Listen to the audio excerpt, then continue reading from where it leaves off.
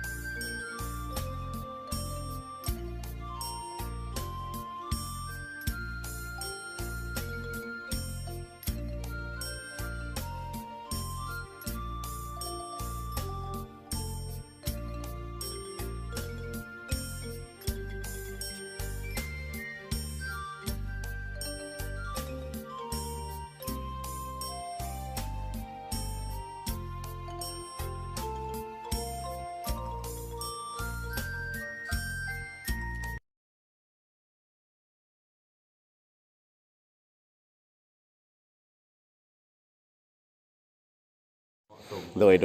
เดี๋ยวหญาทานเราในสมัยที่ญาทานมาแล้วมันมีการบูรณะปฏิสังขรณ์อย่างแรกประมาณไหนครับโดยกับปี 2014ย้ายมาอยู่นี่เนาะปี 2015 ก็มาเป็นเจ้าวาดตั้งเป็นเจ้าวาดก็มาบูรณะมีศาลาหลังใหม่นี่โดยแล้วก็มาเฮ็ดหอสันบอนตัวนี้บอนที่ปัจจุบันนี่โดยแล้วก็มาเฮ็ดหอพระหั่นโดยปรับปรุงแต่งสถานที่โดยมาเฮ็ดห้องน้ำใหม่โดยแล้วก็ศาลาหลังที่กำลังสร้างนี่ศาลานี่เพิ่นเริ่มสร้างปีใดครับปี 2016ศาลาหลังใหญ่ปี 2016แล้วตัวเก่านี่เพิ่นกลางปี 2016ตัวเก่าเนี่ยมันโดบออกเลยเพิ่นแม่นละโดยตัวเก่าเป็นศาลาไม้โดยทั้งเทิงเป็นไม้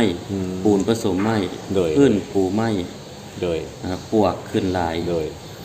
หลังเก่านี่อายุเก่าแก่ได้จักปีแล้วนะประมาณอันนี้ก็บ่มั่นใจคือกันก็สิหลายปีเติบหลายปีเติบโดยเพราะว่ามันก็เก่าอีหลี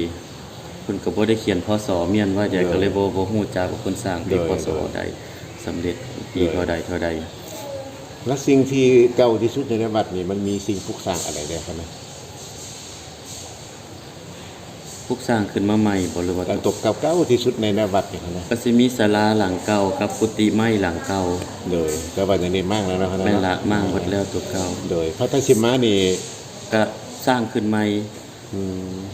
ก็เป็นสำเร็จปี 2010บ่ถ้าชื่อบ่ผิดโดยแต่ว่าตัวเก่านี่เป็นตัวน้อยแบบนั้นหรือว่าหลังแม่นหลังน้อยตัวเก่าเป็นหลังน้อยแล้วเพิ่นมาบูรณะขึ้นใหม่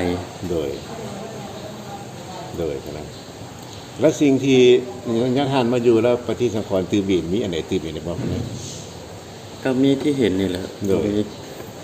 เลาะๆแถวนี่แหละกุฏิศาลาหลังใหม่หลังนี้แหละโดยบอนสันเข้าบอนนี่ศาลาหลังนี้แล้วยังมีอย่างอีกบ่ที่ว่าญาติทานคิดว่าอยากจะพัฒนาตื่มเขาได้มีอันใดก็หลายอย่างอยู่ตัวหนึ่งประตูโป่ง2กำแพงเฮาก็ยังบ่ทันมีจะเฮ็ดเป็นสัดส่วนของวัดแล้วก็ซิมก็สีตกอีหยังหลายละลายกับรุดกับคุและยอดโซฟาเพิ่นก็พังก็อยากบูรณะขึ้นใหม่โดยก ก็เบิ่งตามสภาพไปเรื่อยๆพอ เลย เอาเฮ็ดหยังไปได้เฮาก็เฮ็ดไปต่อ เลย ตามสภาพ